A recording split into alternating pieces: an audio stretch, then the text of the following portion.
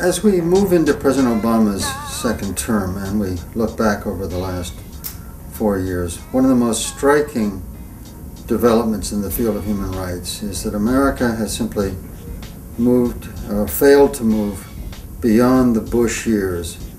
The problem of torture has not been wiped away by new executive orders, as many of us had hoped back in 2009 at the start of the Obama administration. Instead, we've moved into a particularly sordid phase in the American experience of torture, a phase that's called impunity. Impunity, simply put, is the process of getting away with a crime, in this case, the crime of torture. Now, there are two key factors that you need to understand about how and why impunity happens. First of all, torture is a bizarre, little understood process that simultaneously destroys the victim emotionally, psychologically. Unless treated, psychological torture inflicts emotional scars that last throughout the entire life of the victim.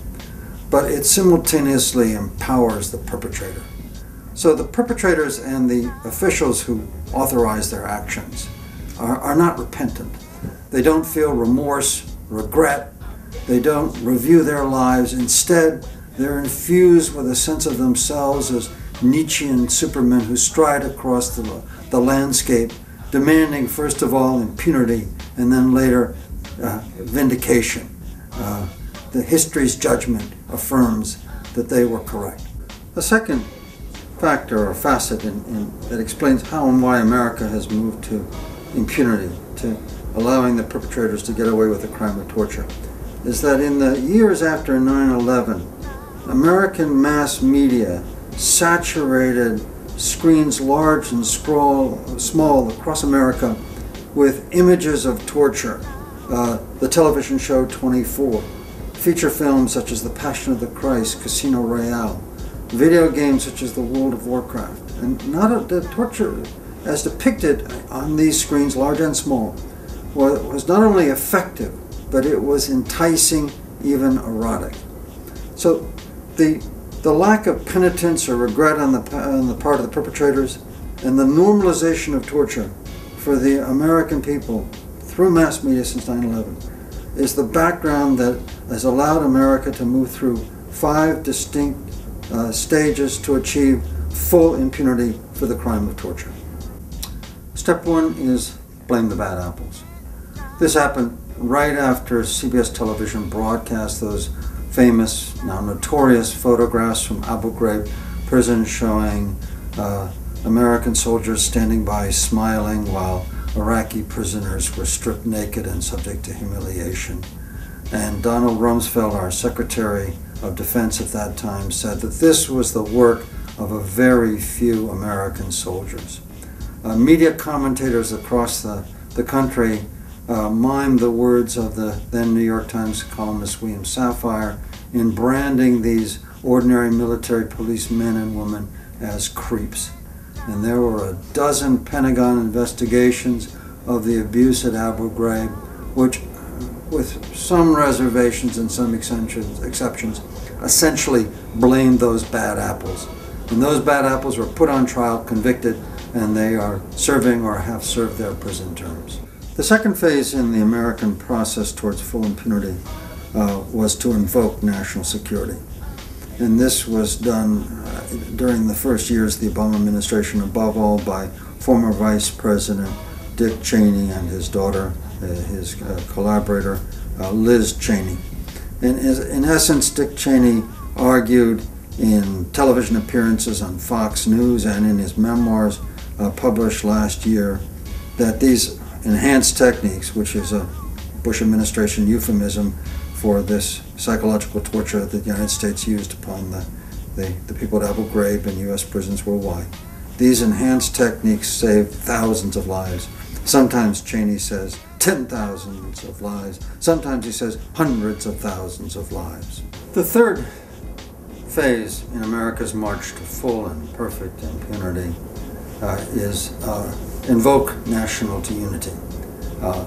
This is something that happens worldwide as nations emerge from authoritarianism on both sides of the Iron Curtain during the 1990s. In many cases, the powerful, who had either been at the top of the security services or had been the ministers responsible for those services, would invoke the national security as a justification for their crimes of torture.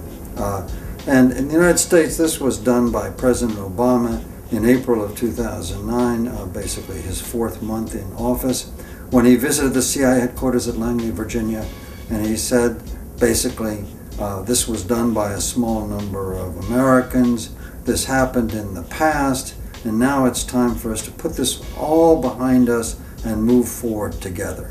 So in other words, that national unity demands that whatever might have happened in the past, whatever excesses may have occurred, revisiting that will divide us. And in these difficult times, we need to be unified in the face of our common enemies. So we'll just simply forget about these crimes.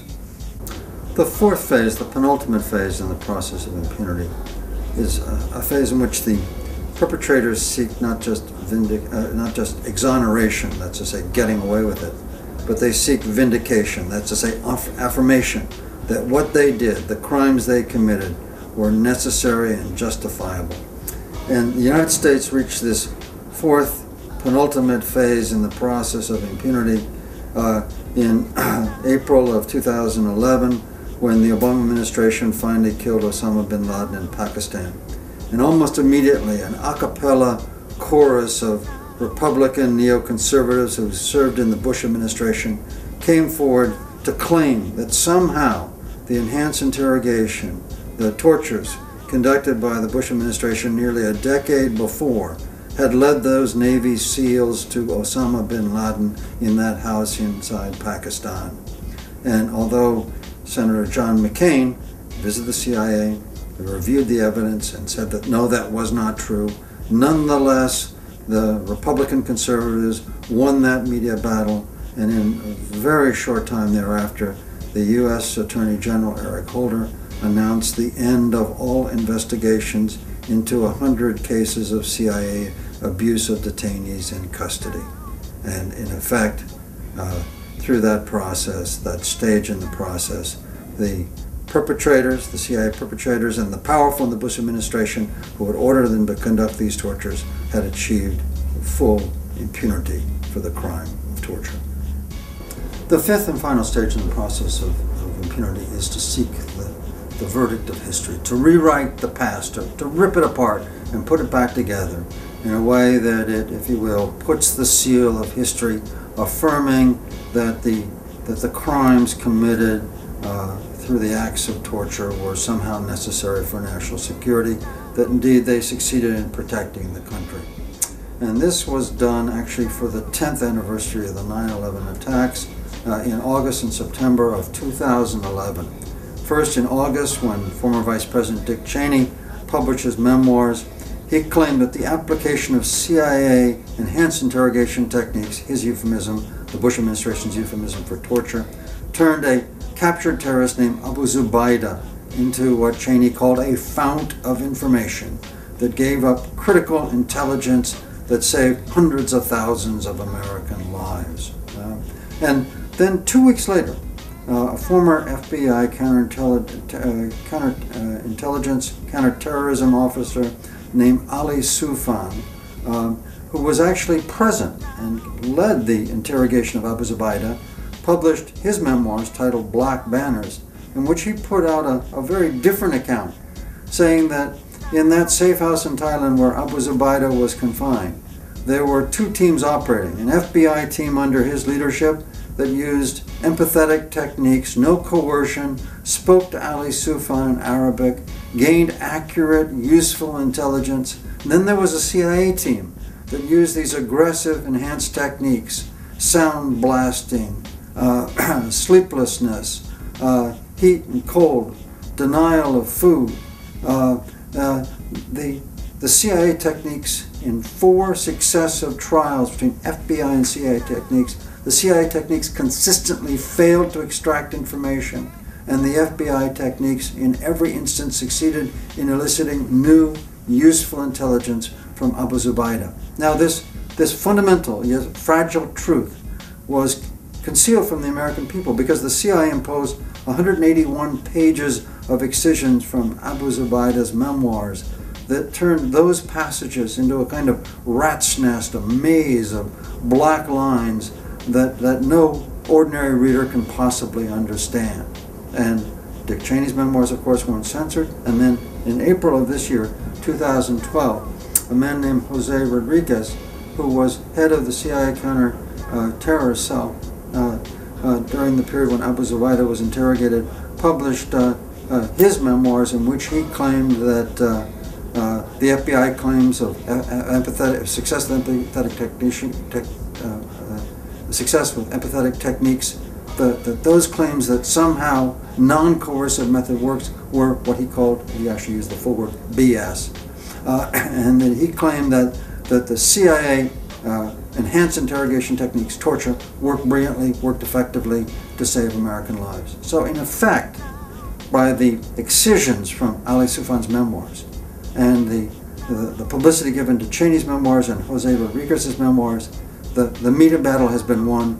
Most Americans now think that the verdict of history is clear, that enhanced interrogation was effective. But in the age of globalization, when the UN Convention of Torture has made torture a crime against humanity, and many countries around the world recognize universal jurisdiction, that's to say that no matter where this crime against humanity has occurred, that the case can be brought against a foreign accused in Spain, in Belgium, in Germany. So in this age of global justice, with the International Criminal Court and the UN Convention Against Torture, perfect impunity within the boundaries of one nation becomes imperfect. And there are a number of cases that reveal this. For example, in September of this year, the Italian Supreme Court affirmed a 2009 judgment against 22 CIA operatives and a U.S. Air Force colonel for the crime of rendition. They snatched a Muslim cleric from the streets of Milan. They flew him to Egypt, where he was brutally tortured by Egyptian security under the Mubarak dictatorship. Those agents, that colonel, have been convicted of crimes. The Italian Supreme Court has affirmed that judgment, and the Italian state now has the prerogative of pressing for the extradition of that colonel and those CIA operatives.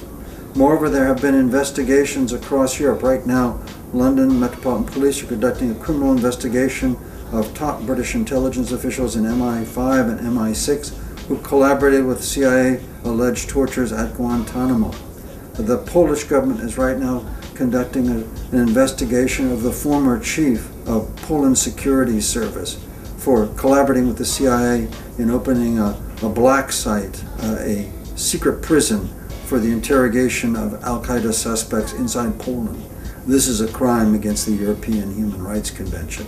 Similarly, that Italian Supreme Court has recommended the prosecution of the former chief of Italian military intelligence. So this has a kind of exemplary effect, signaling to security services across Europe the collaboration with the CIA in cases, in rendition, in the opening of prisons, in the handling of prisoners who might be subject to torture, will in fact bring them before the courts. So that instead of being at the peak of the security services, they could wind up in prison suits as ordinary prisoners inside their own state prisons. And so this is chilling the kind of cooperation between the CIA and European security services, and this is putting pressure upon the United States to put aside rendition and to deal with these crimes of torture.